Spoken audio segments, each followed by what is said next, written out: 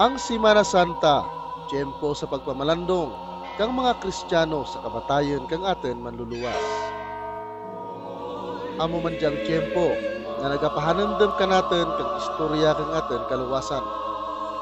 Diya ang sangkakalibutan nga kahiwatan sa mga Christian countries bilang pagdamdam kang maragtas kang kaluwasan kang mga katawhan.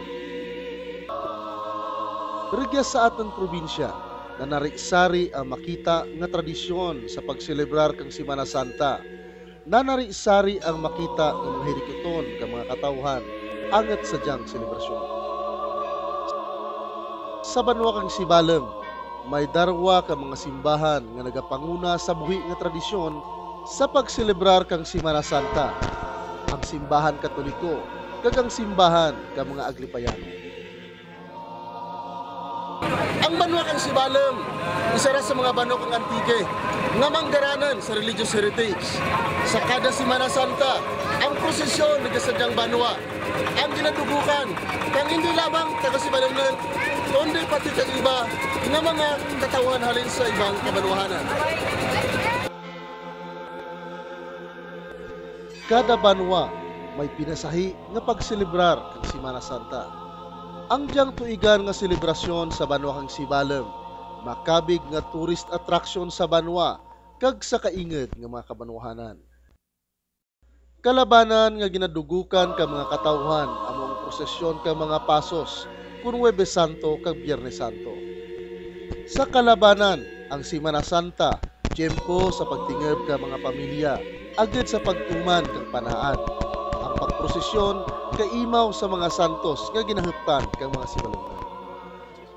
Diya ang sangkadumaan nga tradisyon kang mga tumuluong Sibalongan, agad ipakita ang anadibusyon.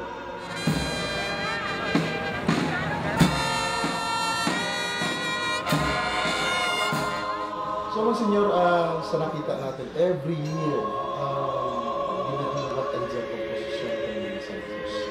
Kag, as far as people know, di sa Sibalem, nga ang Aglipay ang pinakadulo na santos dito sa Sibalem. So, ano ang dyan tradisyon na dyan, ang relasyon na sa present na pangangangit? May 26 ka images dyan sa Sibalem. That because of artist nga nagaling mismo rin dyan, sculptor na gin-train in 1950s sa University of the Philippines.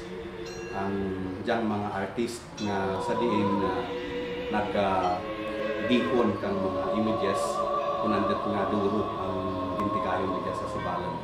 And lately, we have 3 additional images, and we continue to encourage people na mag-tigayon kang dyan mga images during Holy Week. Kaya dyan ang isara ka dalupang din na makita dyan sa Banwa Sibalem. And lately, we have this Mount Ignitaw na nanging sentro man kang pilgrim, not only of the Aglipayans, but open to all denominations. So, ang mga pumuluyo rigya, nanging isara ka mapagin na nagasakdag ka diyang mga buhatin sa tagsaka Semana Santa. Other than that, ang andang commitment sa ligasiya na ginbilin kang mga kamalaman rigya sa banwa kang Sibalem.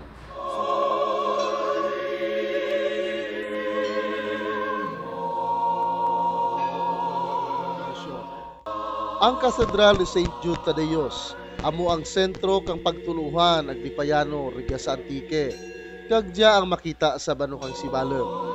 Diya ang ginpasad rigya during the early 19th century. Sa Katoliko nga pagtuluhan, ang Semana Santa ginakabig tiyempo kang paghinunsel kag pagpamalandong sa kamatayon ni Kristo para sa aton kaluwasan. Ang 3 kabalaan nga adlaw sa Semana Santa, ang Huwebes Santo, Biyernes Santo kag ang Easter Vigil, nagapakita kang istorya kang kamatayon kag pagkabanhaw kang aton Ginoo.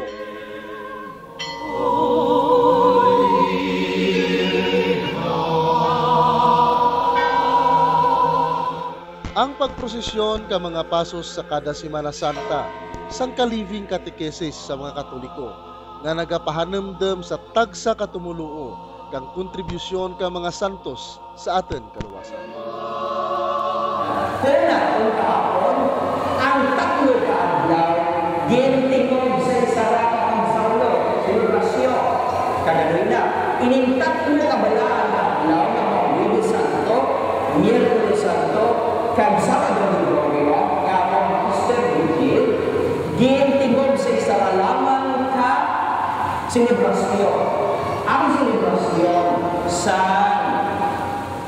Misteryo Pascual ng Antong nga Ginoo nga amo ang iyang pagkasakit, pangalos, kamatayon sa krus, kang pangkalan.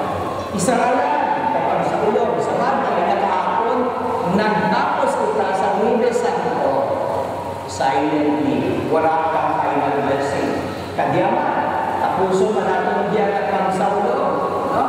Selebrasyon sa pagbundong sa kasakit ka natin yung Ginoo, wala man sa final blessing. Ang final blessing sa ikakatlo nga adlaw mo ang Easter Vigil sa Sabado sa gabi.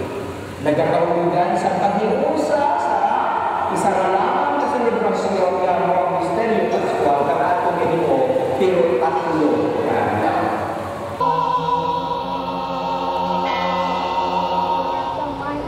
Espiritu Santo.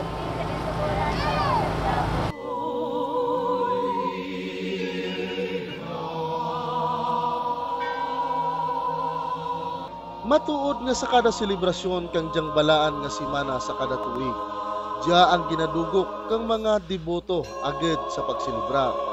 Pero sa kalabanan, mga observer ang duro nga makita sa binit kang dalan nga nagalantaw sa pag-agi kang prosesyon. Sabaylo kang pagpartisipar sa selebrasyon.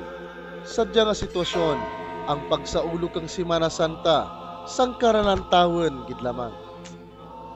Banged ka dya, nalipatan na naihan ka mga katawhan ang kahulugan kang diyang balaan nga selebrasyon para sa aton kaluwasan. Kay mo kay Roda Sandoy, kay Alex Traso sa kamera. Ako dyan yung nalagad Charlie Taktar nga koon. Basta sa masunod nga simana, irimaw kita dyan sa bagtas!